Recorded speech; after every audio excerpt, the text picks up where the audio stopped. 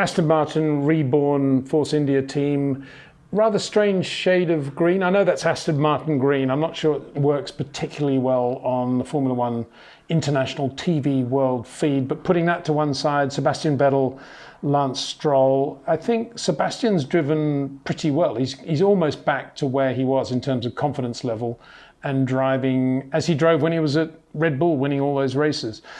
Still with the shortcoming of needing really good grip at the rear to be able to do that mid-corner rotation he does from all those V-corners that he loves. But apart from that, and he does get that quite a lot now from Aston Martin, he didn't get it at all at Ferrari. So that's a good thing for him, and it's why he's looking very good in the car. I made the point after Hungary that I think he should have won that race. I think his Mercedes-based Aston Martin was a better car than the Alpine, and had he been able to push Esteban a little bit harder all the time throughout the race, every corner, living in dirty air, as indeed Charles, Max and Lewis do, then I think he might have pushed Esteban into the sort of mistake he needed to get the lead.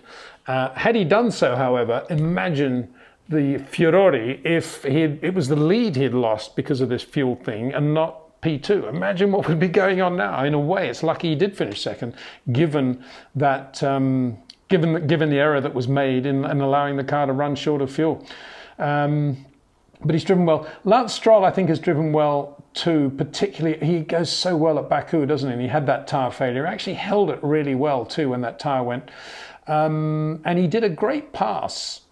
And it kind of, I can't believe I'm saying this, but he did a great pass on Fernando Alonso on the outside of turn 4 on I think it was about the opening lap. Maybe it was the early laps of the race anyway, in the Spanish Grand Prix.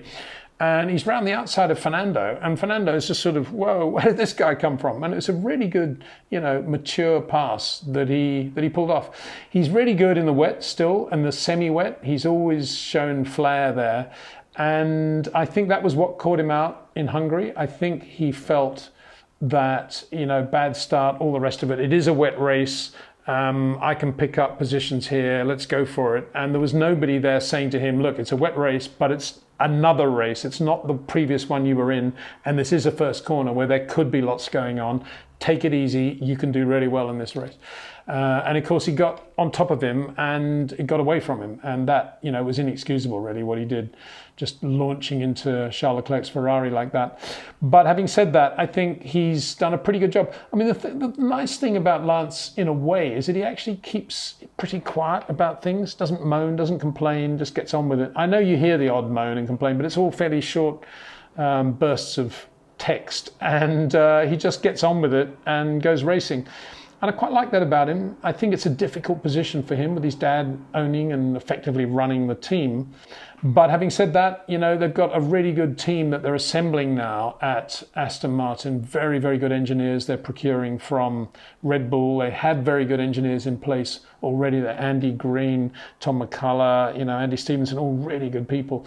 And, you've got to assume that team is just going to get better and better with the amount of money that's pouring in and the quality of the personnel that they're hiring. But then just to finish, the other side of it is Sebastian, what was he doing in the British Grand Prix? What was that spin on cold tyres on the opening lap all about? I mean, when you have a driver of 4 times world champion, that's what you're paying effectively not to have. Alfa Romeo, Kimi's got a bit cantankerous in his old age. I think he used to be sort of monosyllabic and a bit glum, but now he's cantankerous as well, but quite fun to listen to, quite fun to watch. Actually, I thought Kimi, the opening lap of the French Grand Prix, there was a moment when we were all sort of bedazzled by what Max did at the first corner, but they got to the hairpin, the back of the pack, and there's Kimi going around the outside of Nicholas Latifi at the hairpin, round the outside, massive grip. I don't know how he did it, but he, just passing him on the outside. Good to see. There's still a lot of the old Kimi there. It's just a bit difficult to see sometimes. You've really got to start scratching the surface to get to it. Alfa Romeo in general, look, a pretty good team, I think. Next year it'll be interesting to see how they get on. I think the drivers next year will be Bottas and probably Mick Schumacher, I would guess. And that'll be quite a good thing for Freddie Vasseur. And I think Bottas will be in there because Freddie and Toto Wolff are quite good mates, I think. And I can't imagine Bottas going back to Williams. So I don't think a Mercedes team is in the option. So I think it'll be Sauber. Assuming, of course, Bottas doesn't, I know we're getting off the track here, but assuming Bottas doesn't have an unbelievable second half of 2021 and win 5 races and push Lewis really hard for the championship, things might change then, but, things might fly as well. No, but going back to Alfa, I think they've looked good. Antonio Giovinazzi's put in some pretty good drives. He's also had some pretty desultory days as well. I find it hard to believe he'll keep that drive for 2022, but it's a bit of a shame. I think he's really good. He is a very, very polished driver. He just doesn't have the right people around him, I think, to get the best from him. And I don't think for him, Kimi's a great yardstick either for him to be developing his driving. Williams, getting better and better. New owners. I saw Frank the other day, just last week, popped round to see him. Physically, he's great. Had a good laugh with him. Actually spent most of the time, I brought an old Autosport with me in which Jonathan Williams, the Ferrari driver, very good Formula 2, Formula 3 driver, sadly passed away a couple of years ago, but very good friend of Frank. And he'd written a column in Autosport in '69 about the F2 Temporada series out in South America, Brazil and Argentina. And it was very funny, beautifully written, very witty, sort of Stephen Fry meets Formula 2. And Frank was just, giggling away, loving it. He loved the story of '71 when he flew back between the 2 Bogota Formula 2 races with 2 chassis, which he took with him as hand baggage on the plane. Went back to England for 4 days, got the chassis repaired at March, brought back a couple of new metering units and a couple of front uprights, all had cabin baggage, and brought them back in time for the following weekend's race. They were back-to-backers. They were the days. And Frank, was just tickled by all of that. Anyway, Williams, the new Williams, not sure I've got much to say about it because I don't really know much about it. I've got to confess, I haven't really had any interface with any of the new people there at all. All you can look at is what's going on in the cars. I mean, George is his usual intense self. I mean, that was a big shunt that he triggered in Imola with Valtteri. And what a weird thing, the guy that obviously he's trying to replace at Mercedes, and massive shunt and top gear. And unnecessary with the tracks that slippery and wet offline at that speed, at that point of the circuit. And very aggressive afterwards as well, of course. And he's kind of apologised for all of that. Well, he has, not kind of. And he's always there, isn't he? He's really quick, very good. I think Lando's got slightly softer edges. I think I've probably said this in terms of supple inputs. I think Lando's slightly ahead. I think also they're about equal on where they are with shortening the corners. But in terms of creating little flat areas, they're both really, really good. And that's one of the areas where I think George is so good. He just gets the car nicely positioned for changes of direction and very heavy braking from high speed. He's really good in that area. Who would replace George is a big question for Williams, of course, with George going to Mercedes, with Lewis. Would it be somebody that good? And if so, who would it be? And if not, how will the progress of the team go? I mean, I think Nicholas Latifi's driven pretty well this year. If you look at his lap times compared with George, there have been days when he's way off the pace, but there have been other days when he's qualified pretty near.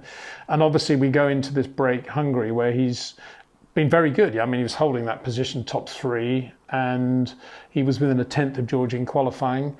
And, in theory, he should get better and better. It's something it'd be nice to see in the second half of the year. And whether it does is another question, but it'd be interesting to see how they go around Spa, back-to-back, comparison-wise, Latifi and George Russell.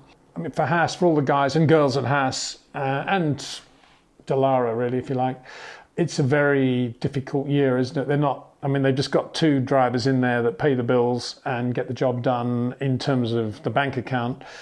But I can't imagine there's much going on in terms of upgrades on the car. There seems to be only one good chassis from what I gather. And I think that's going to be solved at Monza. I think they've got a new monocoque planned for Nikita Mazepin from Monza, which means that there might be 2 good chassis at Monza, and they both might have one. But until now, that's been sort of swapped or potluck, I think.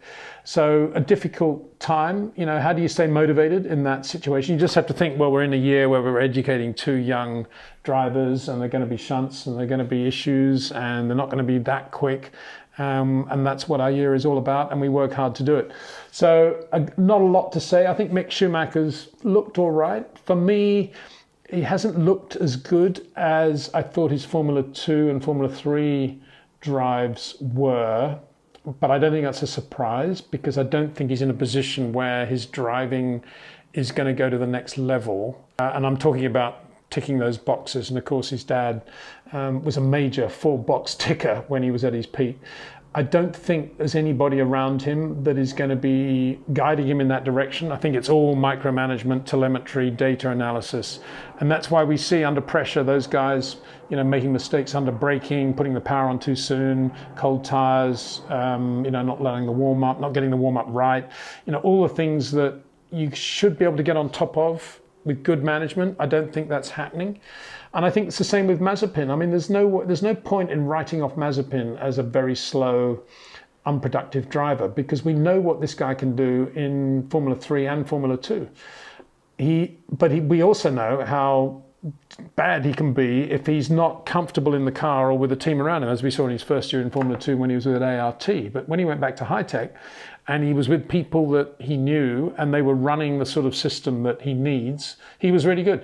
That was never going to happen at Haas. He was always going to be in a sort of ART situation at Haas, and that's exactly what we see. No surprise, really, I've got to say. Looking forward, obviously, to the Belgian Grand Prix at Spa. In the meantime, thanks for watching, thanks for subscribing, and thanks a million to Jetcraft for their support of this channel.